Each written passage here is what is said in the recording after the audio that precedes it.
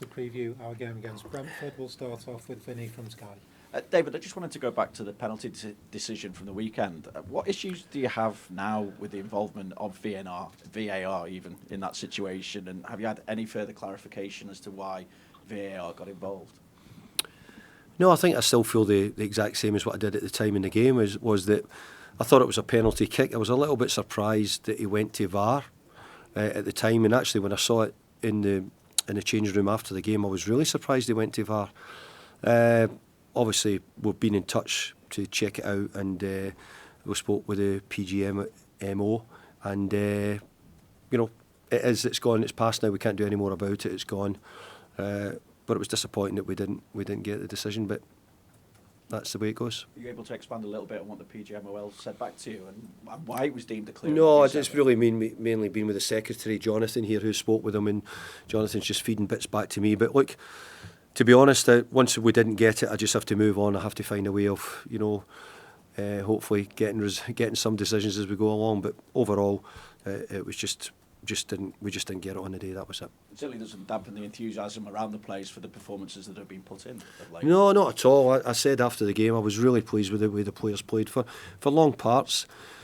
You're not dominate all the games, and you're not play well in all the games, because the Premier League's got teams who are always capable of coming back, and I think we're seeing that more in the Premier League. I think you're seeing teams coming from behind, or teams going behind and then working their way back into games.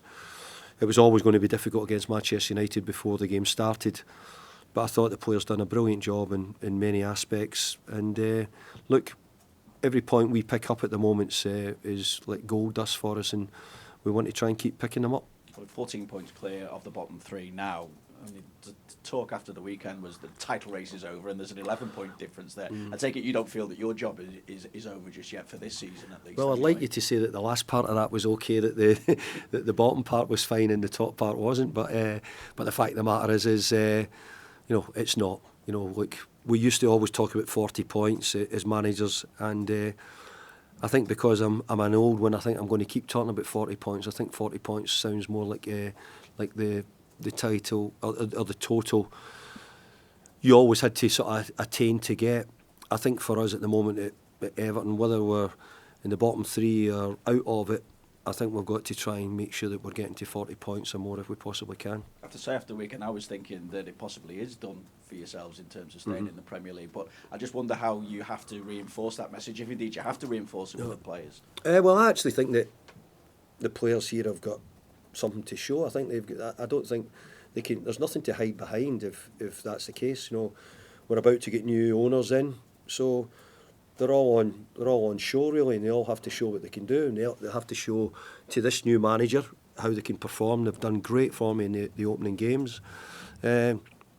I'd hate to think that the season for them is only, 21, 22 games we've played, whatever it is at the moment.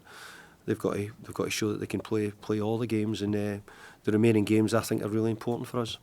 A lot of the players that you've got, quite a few are out of contract in the summer as well. When are you anticipating that you're going to be making decisions on futures? Because some players, in essence, I suppose, are still playing for the futures. Absolutely, and all the players will want their future sorted out. Understand, but I think this club's just got its future sorted out. It's only recently got new owners in who were just beginning to filter into the building and starting to get used to them being around. I've said, and I think the owners have stated more importantly than me, is that look, until we're completely safe, then we're not really looking at MD's contract. So we'll wait to that point, but hopefully we can do that sooner rather than later. At the same time, are you able to do any kind of forward planning, looking ahead towards next season?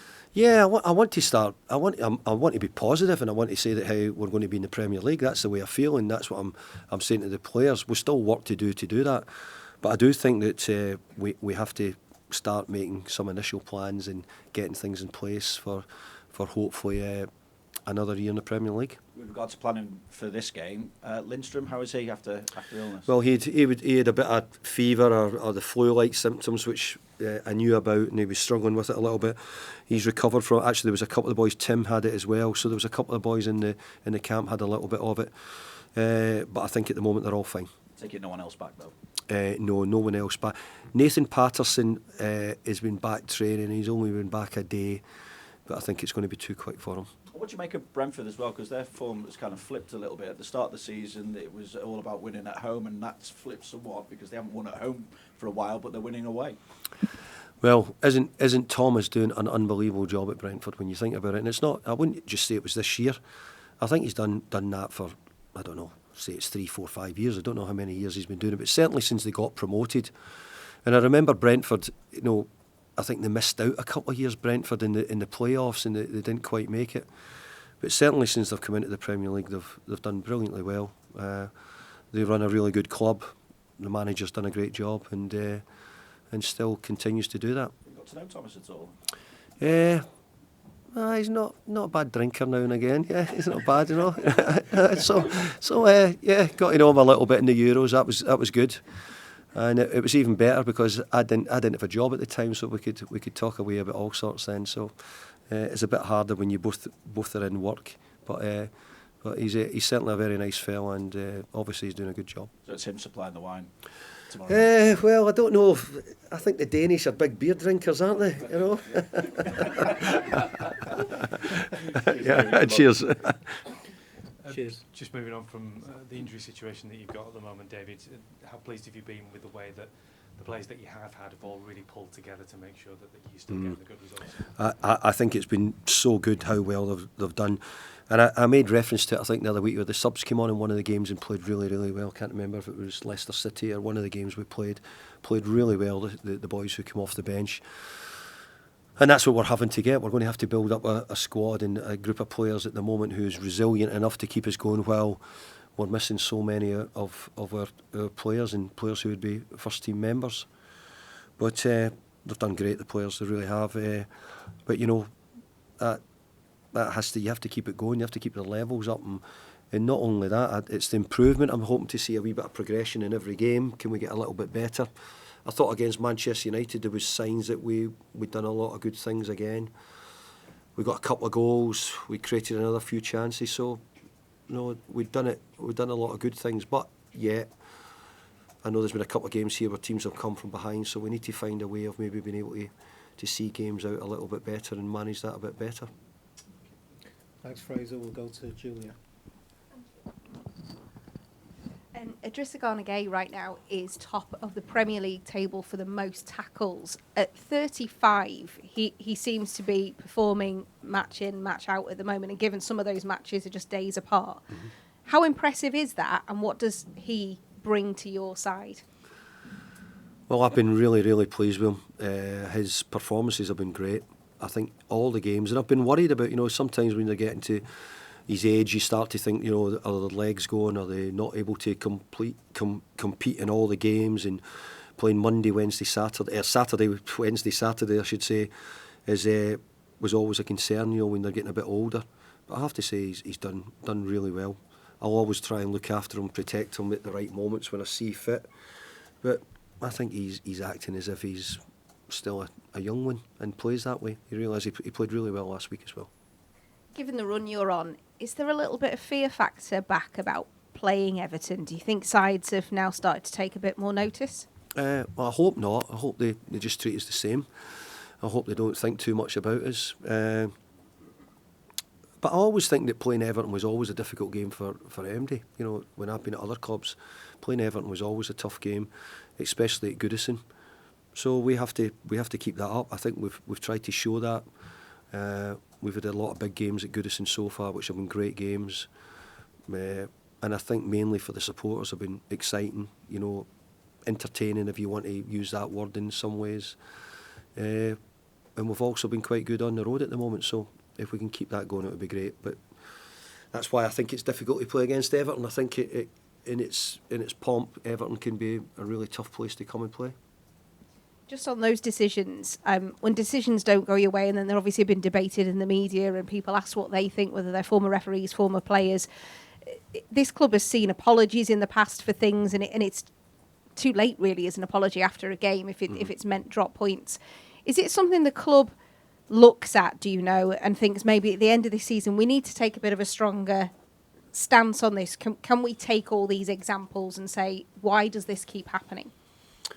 Well, I think there's been load of pundits who've all said that they see it being a penalty kick, and I think generally, I think people do think it was a penalty kick. It didn't go our way on the day. Sometimes that happens.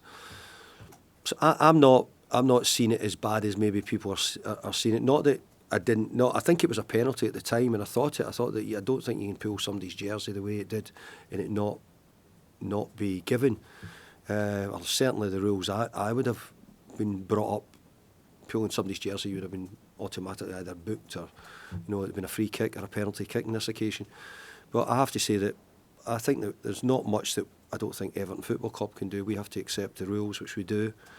We can complain about it, but what can we do? Don't get any more from it. So you just hope that somewhere along the line we might get one which is maybe worthy of something and helps us a little bit.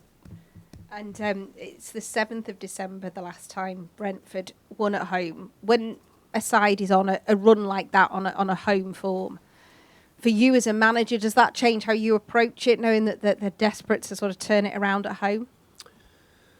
Well, I think Thomas Frank will see his team showing signs of improvement. They're certainly the form in a couple of games. They've just won at West Ham and they've just won away at Leicester. So he'll see that as something to build on in trying to get his team back into shape at home. I have to say, MD, who's been in the game, any of the managers who've managed at Brentford and against Thomas Frank's Brentford's team, I think would always say Brentford's been a really tough place to go and win. I don't see it being any different this week. I don't really care about the run, their bad run they're on. I have to say I hope it continues at home, but I see them being a good side, and I think they're showing some good form at the moment. Thanks, Julian. We'll go to Shamoon. How you doing? Just on the PGML, has there been an apology this time or any sort of admission of wrongdoing from them? No, the club and the PGMO have been in touch and they're speaking. So I don't think there's any further more to say about that at the moment. I don't know if that changes in time, but look, it's nearly a week ago now, 3 or 4 days ago. So it's still short time that maybe we hear something. But I do think that again, just repeating myself, but just saying, I think most people are pretty much aware that it looked like a penalty kick. The referee gave it, and I still don't really quite understand why that would have gone to VAR. And you just hope that the people in the VAR office are experienced people and people who know what they should be looking for. Yeah, there's a general feeling of disappointment of only getting a point from that game. Show how far the club have come since you've returned here. I think any team who are disappointed only getting a point against Manchester United, and I know it may be a Manchester United in a different period at the moment, but I still think that the name, the history, all the things that go along with Manchester United mean that you're up against all those other things as well as just the team they've got at the moment. So yeah, we were disappointed. We're disappointed that we gave it away, because we actually felt that up until the free kick, I think the free kick was 69 or 70 minutes when they scored the free kick, I didn't really think that Manchester United had really given us any big problems at all. And the free kick really changed the game, which Bruno scored. And then we had a little bit of a tight period at the end, but then it looked as if that maybe we were going to get away with it with a penalty, but it didn't happen. Yeah, and being 14 points clear of the bottom three has already been mentioned, but it's only 8 points to 10th. Mm-hmm. So do you only start reassessing when you hit that 40-point mark, do you think? I think I want to try and change whoever teams are above us down if I can do. But let's remember, I'm not losing my place here at all. I hope that I might do later on, but the point I want to make about it is to say, us to be a Premier League team, when I came in here, felt really uneasy. Injuries, what it felt like when I came into the building, around the club. It certainly doesn't feel that way. It feels like we're a team who are on the up, and a team who are trying to push to the middle half of the table. And I hope that is the case, I really do. But I'm also got the little bit here, I've just still got to do a job and make sure that we're in the Premier League. Are you surprised at how quickly you've been able to turn it around? In some ways, yes. I have to be honest with that and say yes. Because, you see managers coming in, and I use a wee bit of manager bounce and say maybe it's that. I'm hoping that's not the case, because I've been here a long time before, and I think really, if we're being honest, it's okay saying me coming in I think maybe the whole club, the players have got a lift from new ownership. The thought that there's a new stadium very close in the future. I think all those things might be giving a lot of people a lift. What I need to do is change the levels of the team, get the quality, get what we're doing up and lift it up so that the team can perform well. Because the crowd have been fantastic in the games at the moment, and I think in many ways they're probably enjoying seeing the team play just now. Yeah, and finally, you've been quite glowing of Brentford and how they've done in the Premier League. It's appeared to be quite a stable club, well run. Is that the sort of club Everton should aspire to be? I'm going to say no to that answer. I think they're a great run club, Brentford Football Club, and I think that what they've done over the years is remarkable in what they've done. But I think Everton have got bigger aspirations than Brentford, I really do. I think we've got, me personally, I'd like us to be challenging up near the top end of the league rather than near the bottom, and that's nothing to do with Brentford. That's to do with my thoughts. But obviously, step by step, Brentford have had to go step by step to get probably the recognition they deserve with how they've done since they've been promoted. Here at Everton, we need to try and find a way of getting back into the big time, really, and we have to find a way of doing that. And I don't think it will be in one fell swoop. I think it's more likely to be done sort of gradually also. Thanks, Sinead. Any further questions in the open section before we move on? Okay, thank you.